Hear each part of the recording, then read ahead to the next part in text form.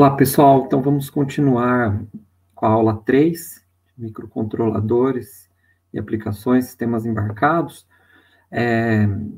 Terceira e última parte da aula.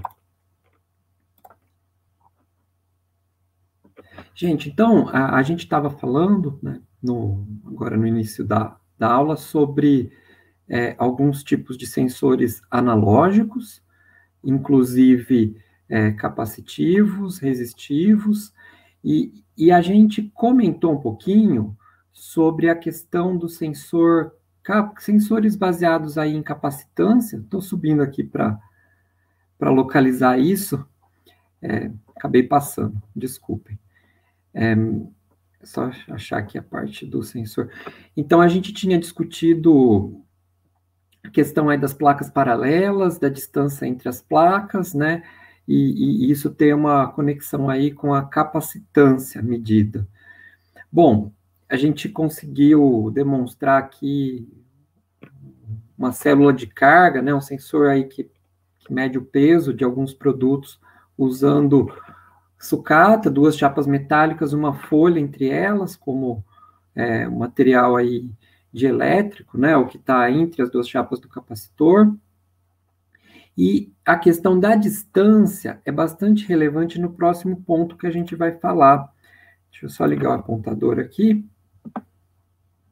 que é nosso primeiro tema aqui.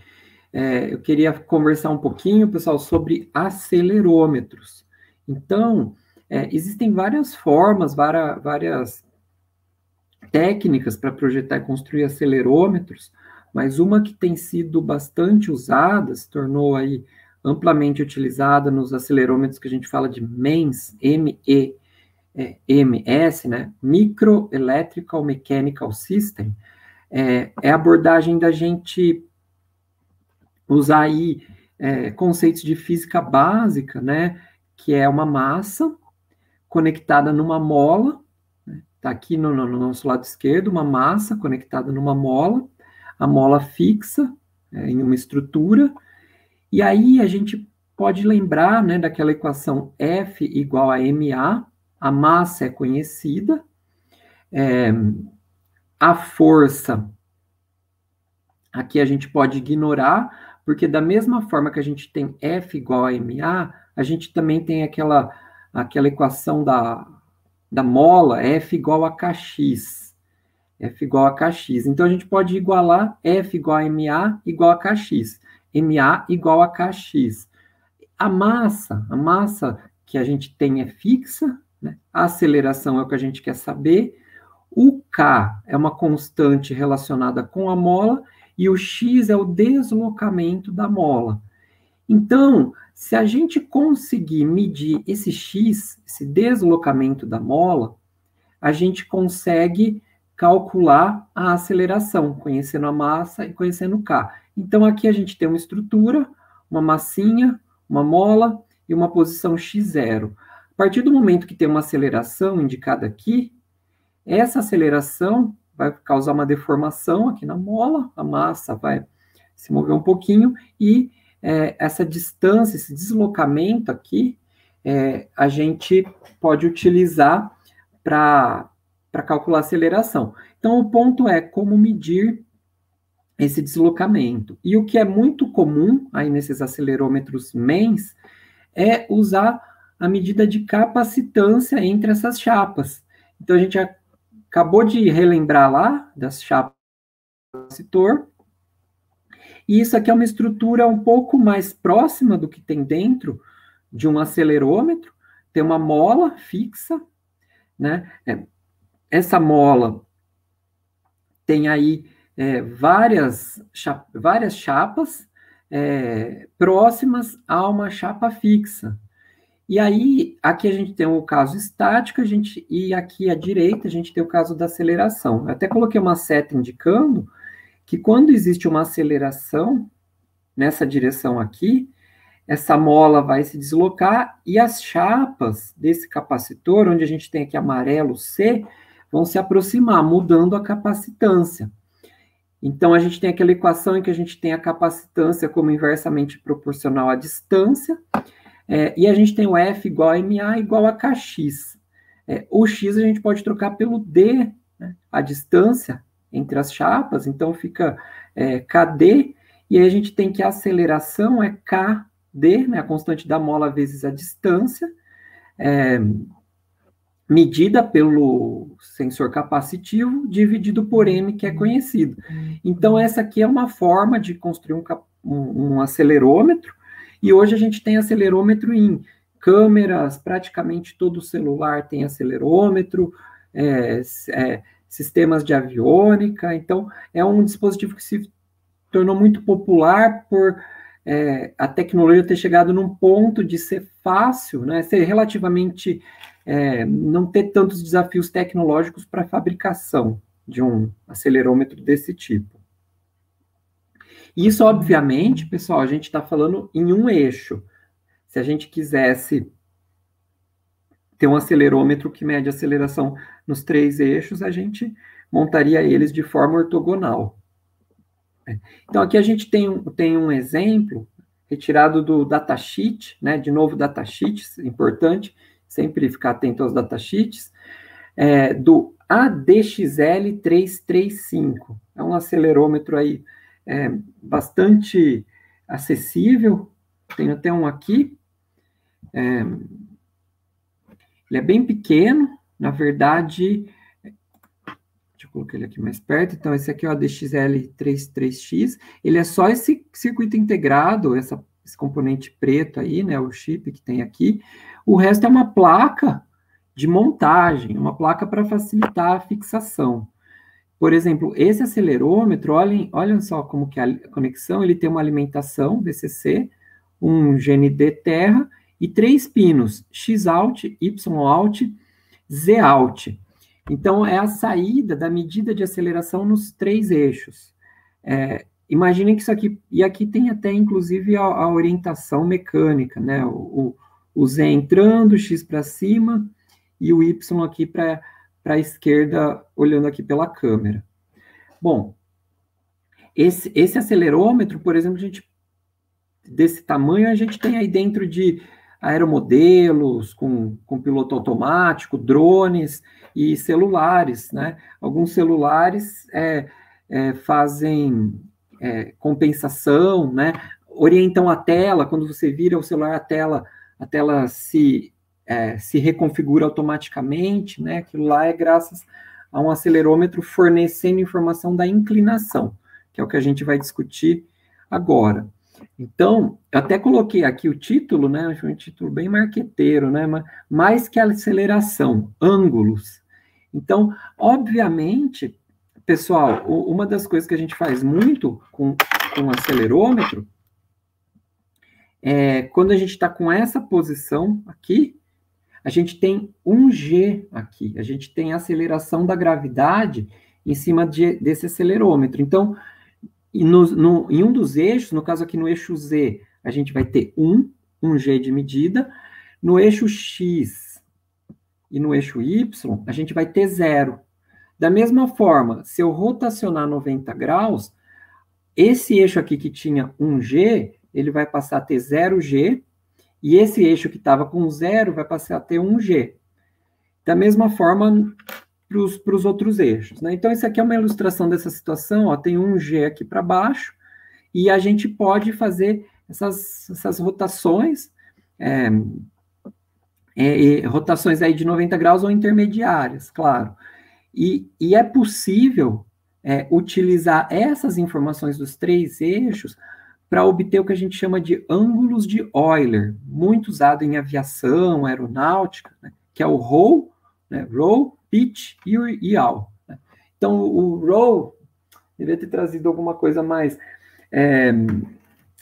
vou pegar um Kindle aqui. Então, supondo um avião, que isso aqui as asas, o ρ seria esse movimento. Né, o pessoal fala a rolagem. Aí a gente tem o pitch, que é a inclinação. Então, seria esse movimento. E o yaw seria esse movimento aqui.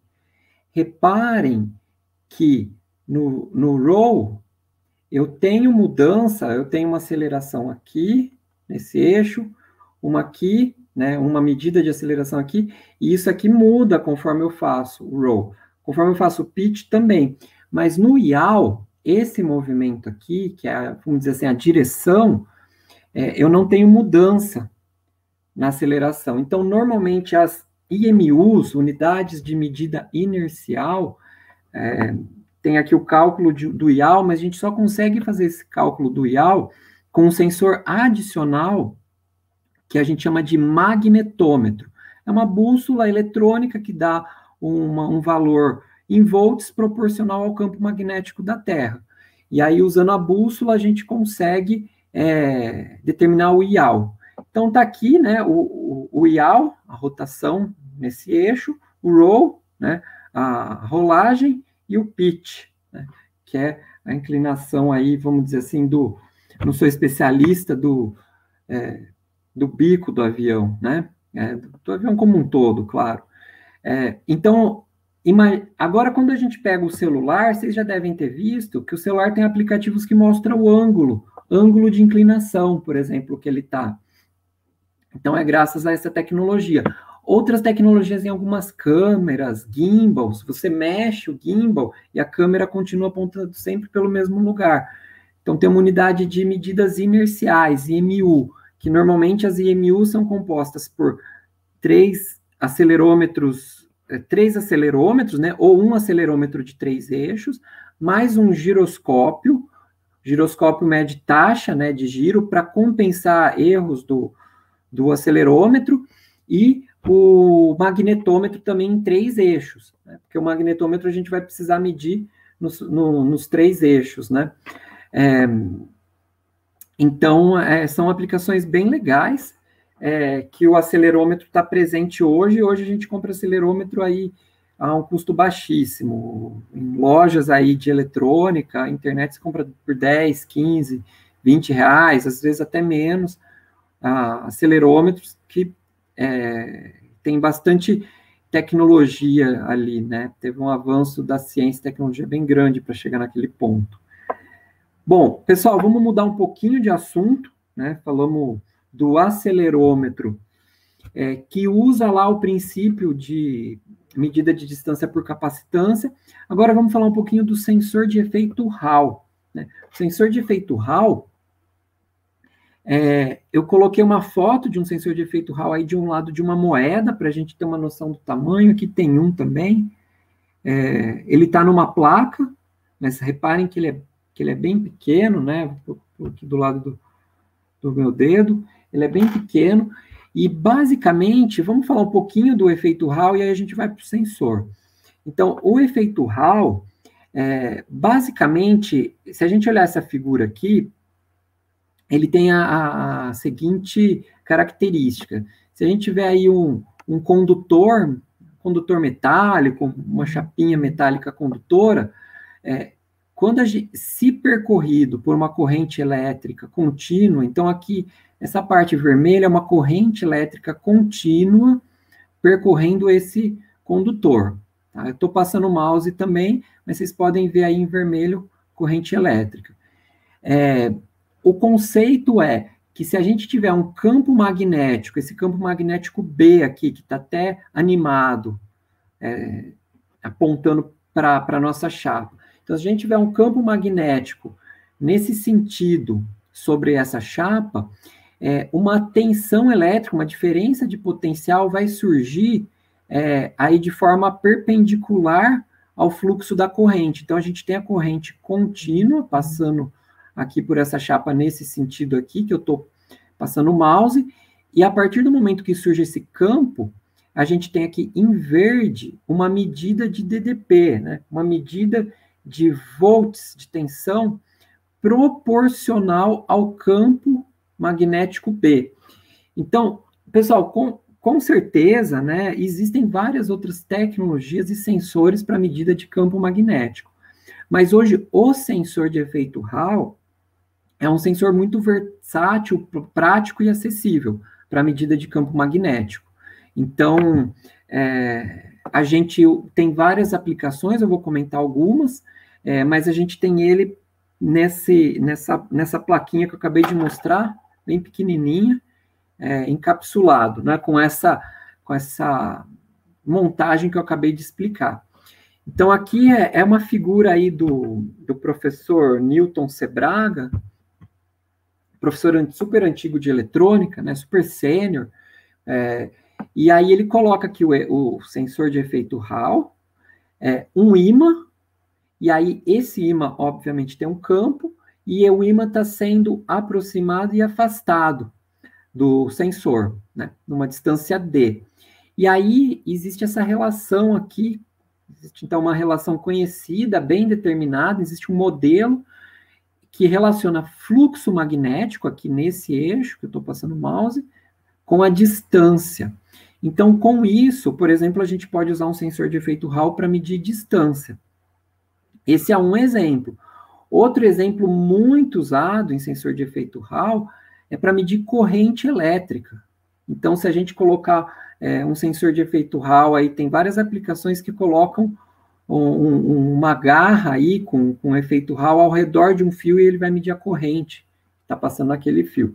Mas vamos voltar aqui na distância, e eu queria mostrar para vocês isso aqui, que é um outro resultado de um projeto de final de disciplina, né, também da UFSCar, né, Leonardo Paganin, do Jean, na disciplina de instrumentação, em que foram feitas essas medidas, né, a relação entre posição em milímetro e a tensão em volts. Então, olhem, né, como que é bem determinado, cada ponto aqui é uma medida. Esse gráfico não está nem na mesma escala, nem com os mesmos eixos que o gráfico da esquerda, tá? Aqui é fluxo magnético versus distância, aqui é posição, né, distância versus tensão. Mas ele tem uma característica muito parecida e a gente pode usar isso para várias aplicações. Isso, pessoal, eu estou falando do sensor de efeito Hall na aplicação analógica. A gente também pode configurar o sensor de efeito Hall para ele dar ou 0 ou 1. Quer dizer, tem um ímã próximo, tem um ímã afastado. Alguns tablets, celulares com capinha, tem um sensor de efeito Hall que ele mede 0 ou 1. Né? Tem um ímã na capinha, você fechou a capinha, ele mede o campo lá do ímã e desliga a tela. Bom, voltando nesse caso experimental que a gente fez a instrumentação, então a gente tem aqui a relação entre os pontos. Isso aqui foi feito um fit, né, no MATLAB, foi colocado lá no MATLAB, e aqui reparem que nesse gráfico aqui de baixo tem duas curvas. Uma curva é a curva da medida experimental, e a outra curva é a curva que a gente fez o fit, né, procurou aí qual a exponencial com o melhor coeficiente que mais aproximasse, para a gente ter um modelo. E aí bateu aí com quase 100% de acerto essa exponencial aqui. Então, a gente consegue ter um modelo matemático que, dada a leitura em volts do sensor de efeito Hall, temos a distância para um ímã conhecido. E com isso a gente construiu também, de novo, pessoal, usando um Arduino, né, um dispositivo simples, de baixo custo, um micrômetro. Né? Esse aqui é um micrômetro convencional, que é um dispositivo de engenharia mecânica para medir micrometros. Então, a gente colocou aqui o sensor de efeito Hall no próprio micrômetro. Tá? Então, essa tabela aqui, né, esse gráfico foi construído a partir desse setup experimental. Então, a gente tem um ímã nessa extremidade, o sensor de efeito Hall, e foram variadas as distâncias e coletadas as leituras analógicas. Então, com isso, a gente conseguiu implementar aí um dispositivo de medida de distância eletrônico bem preciso.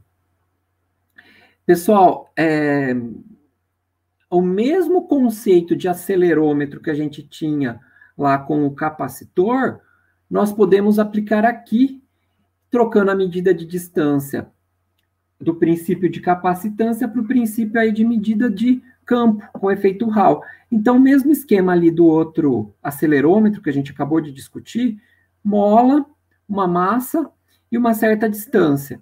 E aqui a gente tem um sensor de efeito Hall e um ímã na ponta aqui da massa. Então, conforme essa massa se move aqui, de acordo com a aceleração, ela vai estar a uma certa distância do sensor de efeito Hall e vai ser medida uma tensão. Então, a gente pode fazer um acelerômetro, que ao invés de usar a medida de capacitância, usa a medida do campo magnético, aí com o sensor de efeito Hall.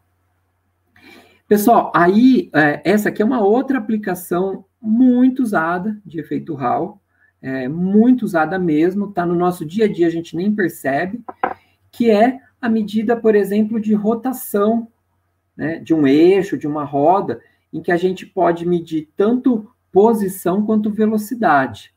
Então, basicamente, a gente tem aqui uma montagem, né, com ímã, com sensor de efeito Hall, e uma roda dentada. Esse aqui, se eu não me engano, é usado em caixas de marcha, caixas de câmbio, né, transmissão de carro. Então, conforme a nossa roda gira e os dentes passam pelo sensor de efeito Hall, existe uma variação no campo, e aí o sensor foi montado de certa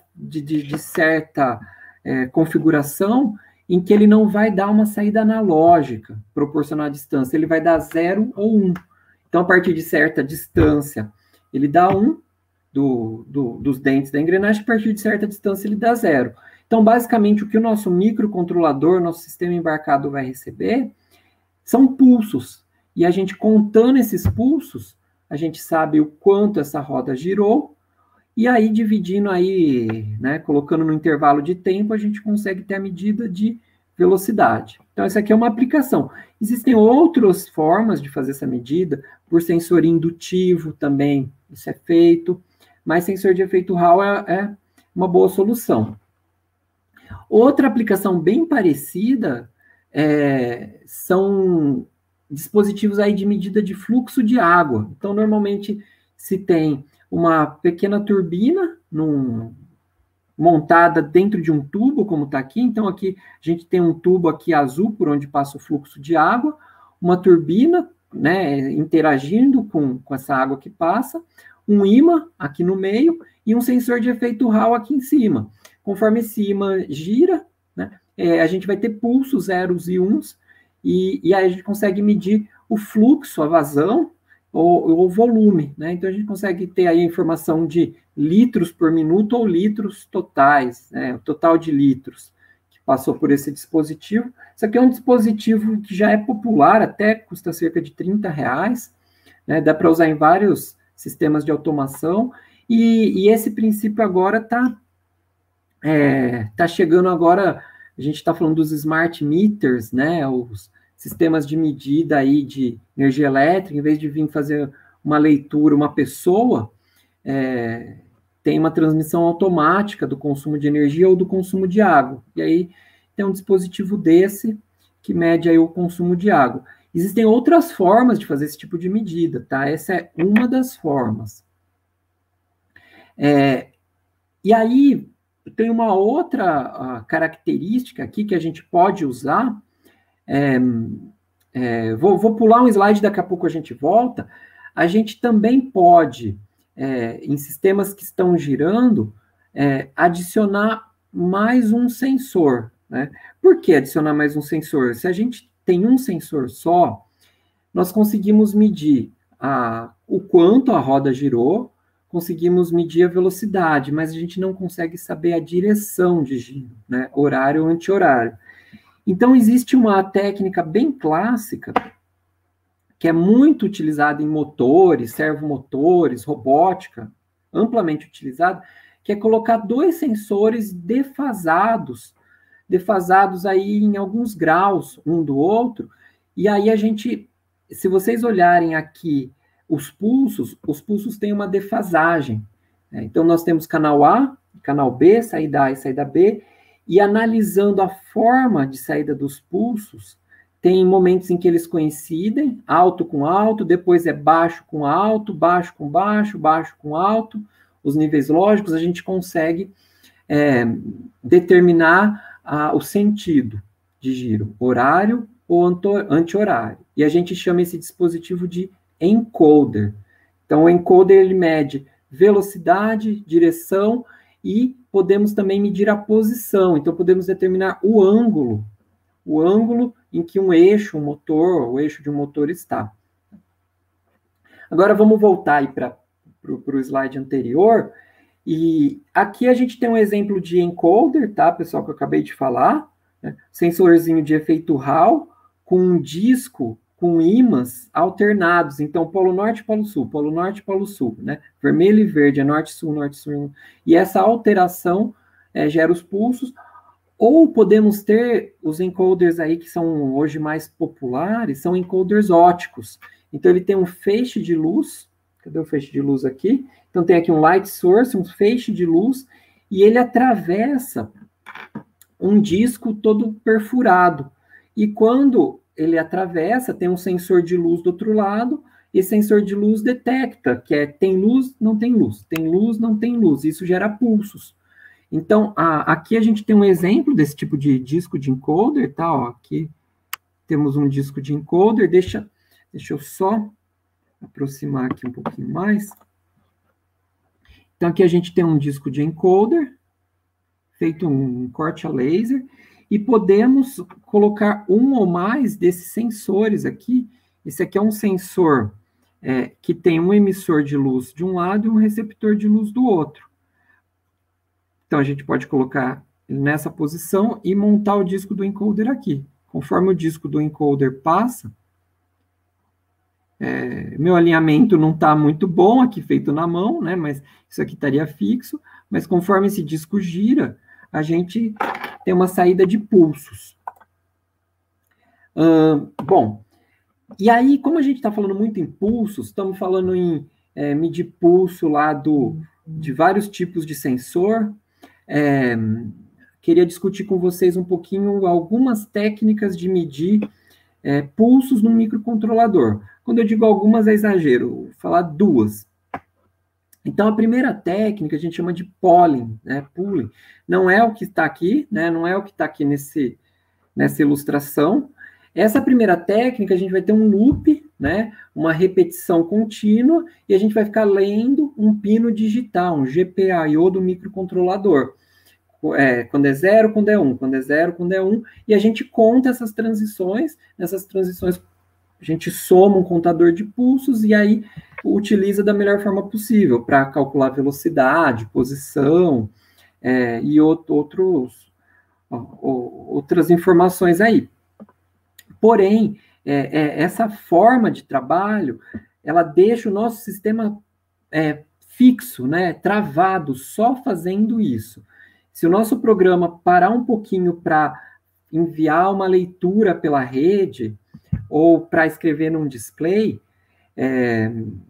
qualquer tarefa que tome algum tempo e o encoder esteja girando uma certa velocidade, o nosso sistema vai perder pulsos.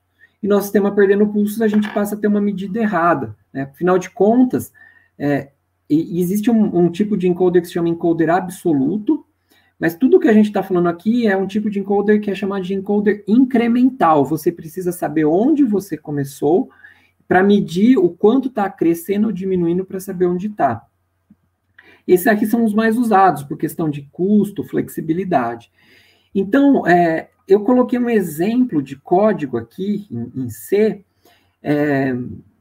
do uso de interrupções. Então, interrupção é um recurso super valioso que os microcontroladores oferecem, em que você configura, você define um comando que vai chamar uma subrotina automaticamente quando acontecer algum estímulo elétrico interno ou externo.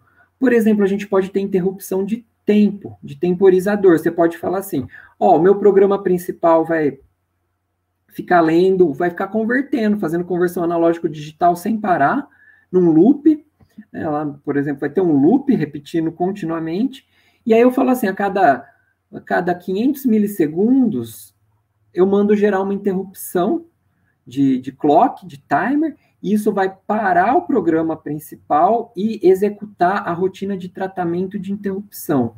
Então, nesse exemplo aqui, quando a gente faz o setup, a configuração inicial do nosso programa, a gente define aqui um pino sensor qualquer, que é um pino que recebe pulsos, e aí a gente usa aqui um comando que se chama attach interrupt. Então, ele configura a interrupção sensor para executar o contador pulso. Então, toda vez que a gente tiver um pulso nesse pino, a gente não precisa contar manualmente num loop. Automaticamente uma subrotina é chamada, e no caso essa subrotina é o contador pulso. E aí, dentro dessa subrotina, por exemplo, a gente põe contador mais, a gente faz uma soma, né? Contador igual a contador mais 1. Então, sem a gente precisar ficar lendo, toda vez que tiver um pulso, a gente soma 1. E aí, no nosso programa aqui, reparem que eu coloquei volume, e aí contador vezes fator. Então, a gente tem lá, lembra que tinha um sensor que dá 450 pulsos por litro? Então, a gente multiplica por um fator aqui os pulsos contados e mostra quantos litros passaram, no caso desse exemplo aqui, né? Quantos litros estão acumulados aí no nosso sistema. E reparem que eu dou um delay de 10.000 milissegundos. Então, quando a gente põe delay num programa embarcado, todo o sistema trava completamente, ele não vai fazer mais nada, ele vai ficar parado somente no delay. Isso no loop. Porém, mesmo que você coloque um delay, a interrupção continua acontecendo. Então, o programa principal fica parado 10 segundos, enquanto isso, sem que a gente esteja fazendo explicitamente, cada interrupção chama o contador pulso, incrementa em 1. Quando passar esse delay de 10.000 e a gente imprimir de novo o contador, o valor vai estar atualizado. Bom, um outro sensor, já que a gente está falando em pulso, um outro sensor que usa o princípio de pulso são sensores de ultrassom. Tá? Então, esse aqui é um exemplo de sensor de ultrassom muito popular. Esse sensor ele pode ser usado, assim como existem, com 2 dispositivos, um de transmissão e um de recepção, mas é muito comum ser um só. Por exemplo, o para-choque de carro trabalha só com um desses dispositivos, porque aqui a gente tem um transdutor que emite um pulso de ultrassom. Esse pulso vai bater em algo, em um anteparo, em um objeto, refletir e voltar. E a gente pode usar o mesmo dispositivo aqui, emissor de ultrassom, para também receber. No caso aqui está separado, mas como eu disse, poderia estar junto. E aí é bem a ilustração que está aqui. A gente dispara um pulso, então está aqui, disparou um pulso por um dispositivo, esse pulso viaja na velocidade do som, e aí ele reflete ou não, ele refletindo, ele volta, e aí a gente conta quanto tempo isso levou. Hoje, qualquer microcontrolador tem capacidade de processamento suficiente para calcular quanto tempo leva do instante que um pulso saiu, bateu aí num objeto não anteparo e voltou e foi captado. Então, aqui a gente tem um pino trigger e eco. Então, eco dispara e o trigger é a detecção da volta. E aí, com equacionamento relativamente simples, né? Aqui eu tenho a distância, tempo vezes velocidade. A gente sabe a velocidade do som, 343 metros por segundo. E aí a gente calcula isso de forma dividida por 2, porque você tem metade do percurso indo, metade voltando, né? Então, na verdade, pelo tempo, o tempo que vai levar para ir e voltar, né, é 2 vezes a distância, né? Porque levou uma vez o tempo para ir, mais uma vez o tempo para voltar. Então, a gente calcula aí a distância, que vai ser 2 vezes e dividir por 2. Então, está aqui o D, é o tempo, vezes 343, dividido por 2. Então, com isso, depois, se alguém quiser olhar os exemplos dos microcontroladores, os exemplos são bem claros. Tá? E aí, sensor de ultrassom tem muitas aplicações. Além lá do para-choque do carro, isso aqui é muito usado em robótica, para robôs desviarem de obstáculos. Isso aqui é muito usado para monitorar nível de líquidos em tanques, rios. Então, projetos aí de monitoramento de nível de rios, tanques, monitoramento de grãos em armazéns, podem ser feitos com ultrassom. Existem alguns outros sensores, tem um aqui embaixo, existem alguns outros sensores bem recentes, que estão começando a substituir sensores de ultrassom em algumas aplicações, que são sensores laser. Então, por exemplo, esse aqui é um sensor laser, bem pequeno, ele dispara um pulso de laser, né? E aí, da mesma forma, ele mede o que a gente fala, o TOF, o Time of Flight. Quanto tempo levou para esse disparo de laser ir e voltar? E aí, pelo tempo, a gente consegue ter uma medida com precisão muito grande. Esse sensor, inclusive, tem um processamento interno, e a gente consegue ter uma medida com uma precisão muito grande de distância usando laser. Algumas aplicações estão substituindo o ultrassom por laser, mas o laser tem várias características aí positivas e negativas dependendo da aplicação. Por exemplo, em ambientes com sol, o alcance diminui bastante, o sol interfere. No ultrassom a gente não tem esse problema, embora o ultrassom também possa ter interferência de outros dispositivos que emitam ultrassom. Então, esses são exemplos. Gente, e já que eu falei desse sensor aqui, vou até destacar ele, porque e esses sensores estão cada vez mais baratos. Então, esse aqui é um sensor de distância, de medida de distância laser. Reparem que ele tem duas janelinhas, tem uma janelinha aqui que dispara o laser e tem outra que recebe a volta. E aqui a gente vê VCC, GND, SCL, SDA, GP101, X-SHUT. Esse sensor aqui é um sensor que a gente diz que é digital. Aí vocês vão falar assim, pô, professor, mas você estava falando agora há pouco que o sensor que mede as grandezas físicas é analógico, aí você fala um sensor digital é 0,1, né? Então, esse tipo de sensor aqui, assim como vários outros que estão aqui, o que o pessoal fez? A medida em si é analógica, mas o pessoal colocou uma etapa de processamento na mesma placa ou junto com o próprio chip de coleta de dados do sensor. E aí a gente se comunica, envia a leitura de forma digital serial.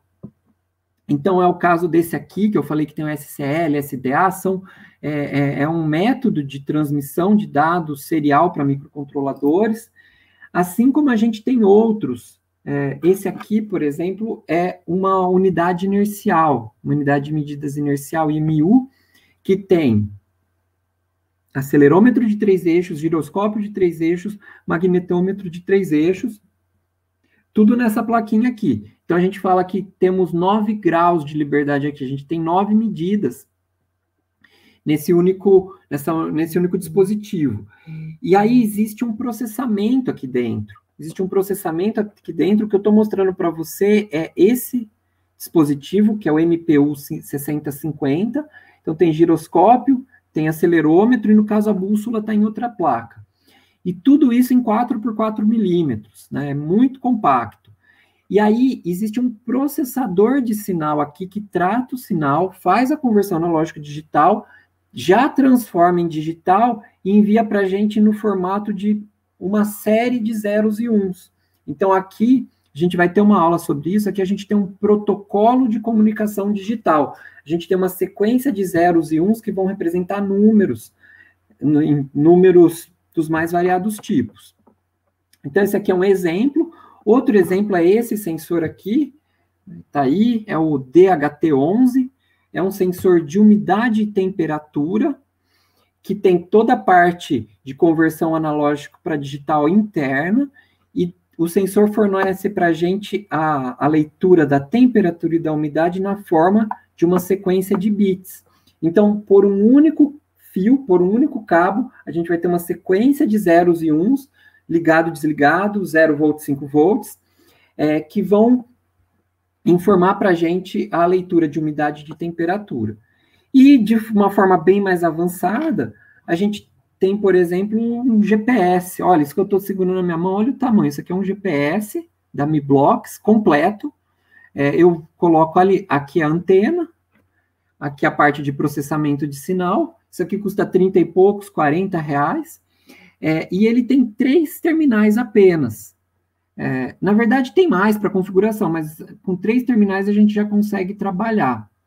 Então, a gente coloca alimentação e terra, 5 volts e terra, e uma saída serial. E por essa saída serial, o nosso GPS vai informar para a gente constantemente latitude, longitude, altitude, velocidade e data e hora.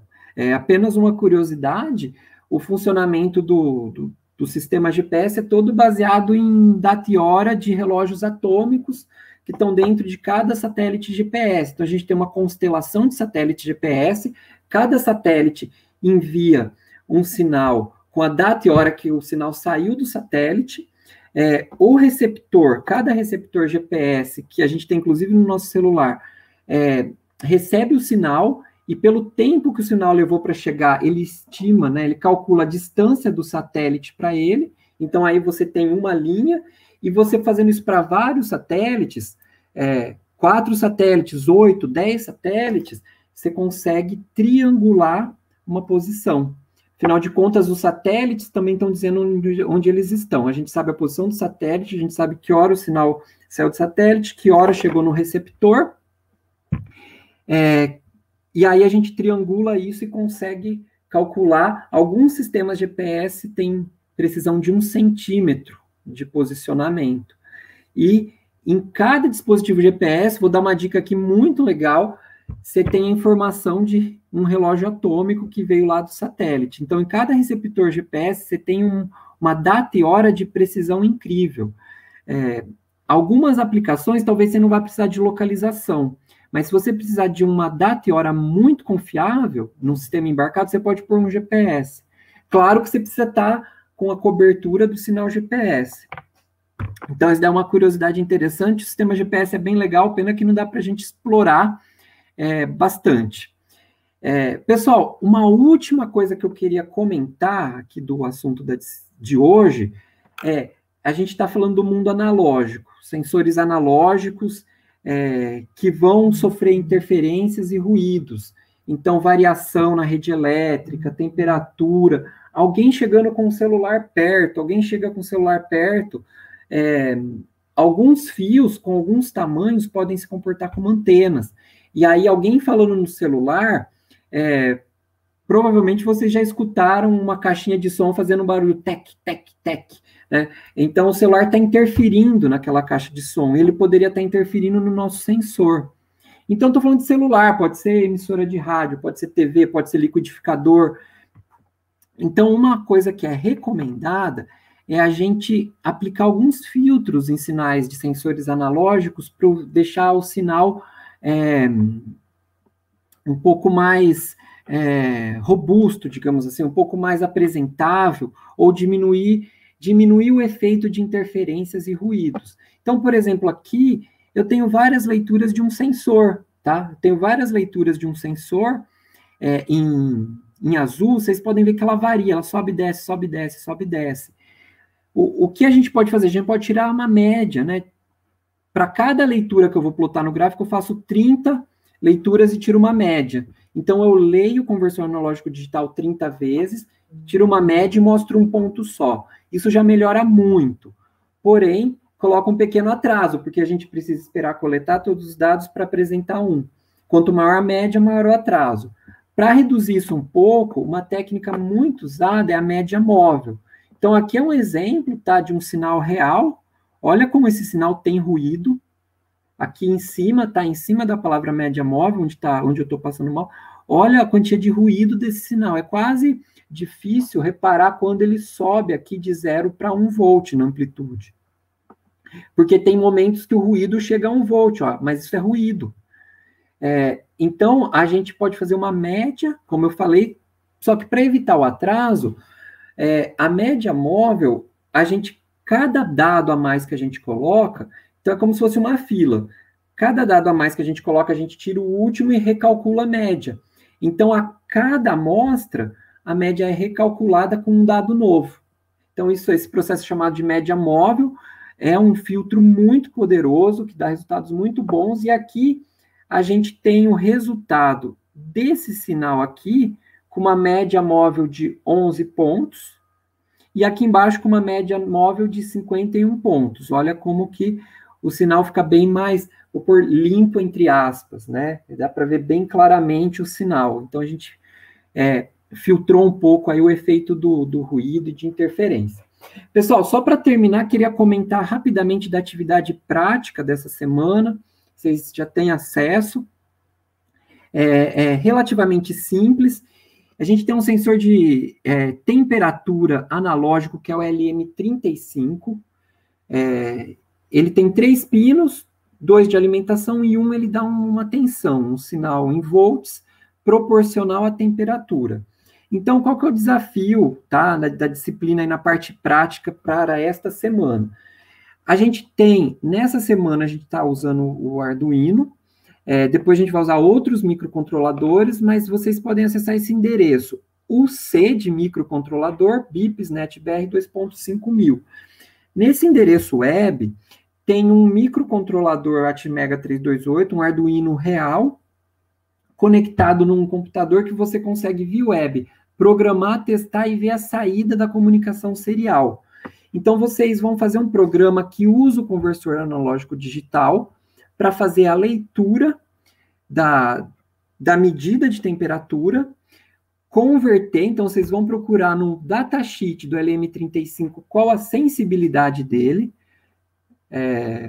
quantos milivolts por graus, por exemplo, aí vocês vão procurar, e aí vocês vão fazer uma média de 30 leituras e mostrar na tela, sei lá, a cada 1 segundo, a cada 10 segundos, a leitura de temperatura, tá? Então, verifique no manual do LM35 e do conversor ADC do Atmega 328 para converter essa leitura bruta do ADC em bits para temperatura, né?